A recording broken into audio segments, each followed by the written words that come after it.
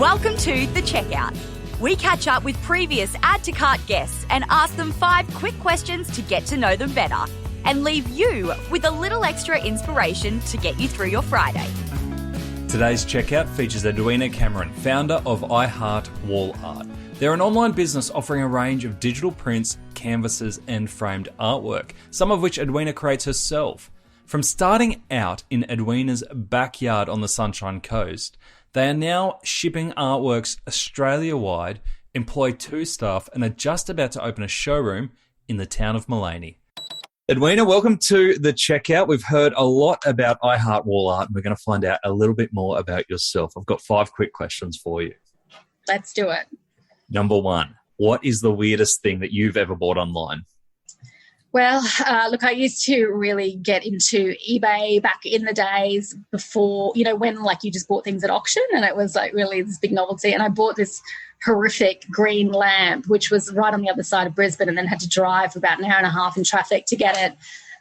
Got it home, took one look at it and dropped it off to the nearest op shop the next day. It was a real case of just kind of seeing something, wanting it, and really not thinking it through at all. Yeah, we've just interviewed the guys from Gumtree and it brought back a lot of memories like that of those kind of purchases. Yeah, regretful purchases, yeah.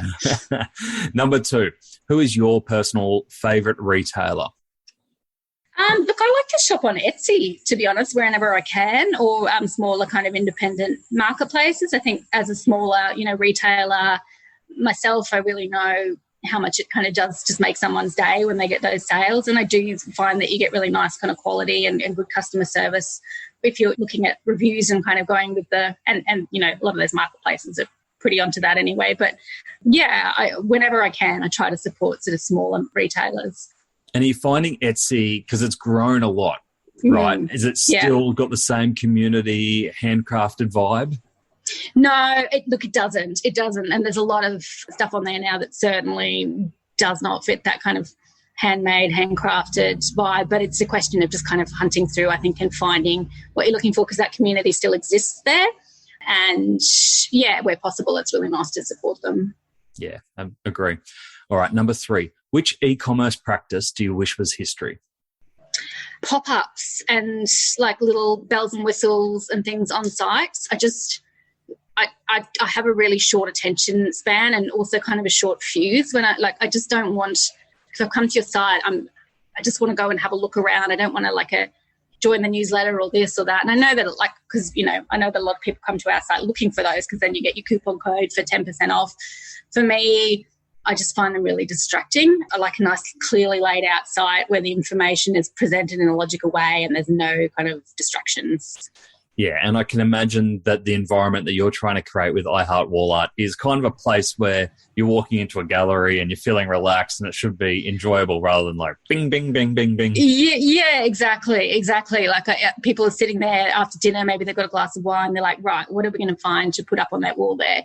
The last thing I want to be doing is kind of flashy little pop-ups and things kind of at them because I find them annoying and I can only imagine other people do as well.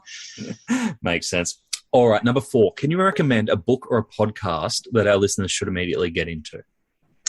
No, look, I thought about this and I wanted to have something really intelligent sounding and kind of inspirational. But if I'm being totally honest, the last thing I feel like doing after a kind of big day of work is reading and listening to more sort of e-commerce or retail or business stuff. So I'm a massive true crime podcast girl, I have to admit. But I'm going to do a plug for my favourite author, not that he needs it, Trent Dalton, who wrote the amazing book, which has completely now gone from my memory. So I just read Shimmering Skies. All Our Shimmering Skies, but the one before that, Yeah, Boy Swallows Universe. Boy Swallows Universe, thank you, my gosh.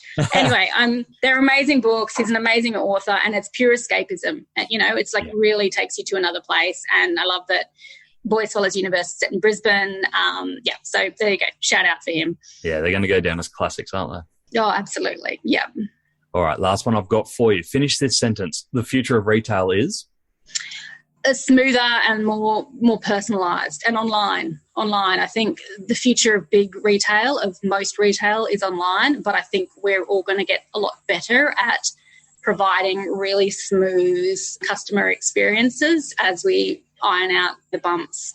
And I think that that's going to become more and more what people expect to, see really, really clearly what they're buying, to know exactly what it's going to look like, what it's going to feel like before they get it. So I think that that's where it's going to go, and I look forward to it.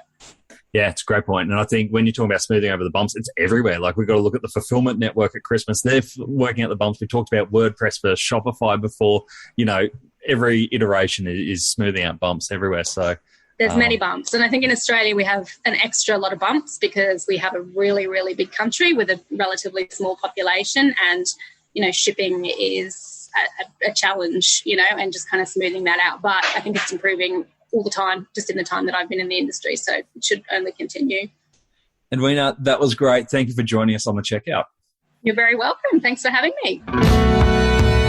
To hear more from Edwina, jump back into episode 144, where Edwina shares the unique challenges of running a business from home, the best ways to nail SEO for an up-and-coming brand, and why a pelican's beak should always, always be yellow. Trust me, it makes sense when you listen. Thanks for listening, and until next time, keep adding to cart.